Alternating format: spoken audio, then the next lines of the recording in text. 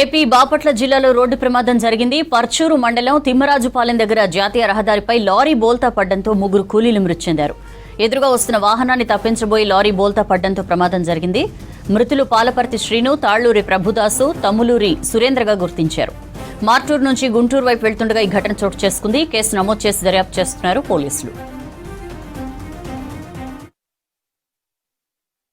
సుమారు 3:30 గంటల ప్రాంతంలో మార్టూరు నుంచి గుంటూరు తీసుకెళ్తున్నటువంటి గ్రానైట్ లోడ్ లారీ ఐసర్ బండి షేక్ మస్తాన్ వలి అనే అతను డ్రైవర్ కమ్ ఓనర్. అతను ఈ తిమ్మరాజుపాలెం పర్చూరు మధ్య రోడ్డు క్రాసింగ్ టైంలో సడన్ బ్రేక్ అప్లై చేయడం వల్ల బండి కంట్రోల్ తప్పి డబ్బులు ఉంది. దీంతో దానిలో ఉన్నటువంటి ముగ్గురు కూలీలు ప్రాణాలు కోల్పోవడం, డ్రైవర్తో పాటు ముందున్నటువంటి క్యాబిన్లో ఉన్నటువంటి పాలేటి రమేష్ వాళ్ళిద్దరు కూడా సర్వైవ్ అయ్యారు. ఈ పాలేటి శ్రీను, తమ్ములూరి సురేంద్ర, తాళ్ళూరి ప్రభుదాస్ అనేవాళ్ళు ముగ్గురు కూడా ప్రాణాలు కోల్పోయినట్టుగా తెలుస్తుంది.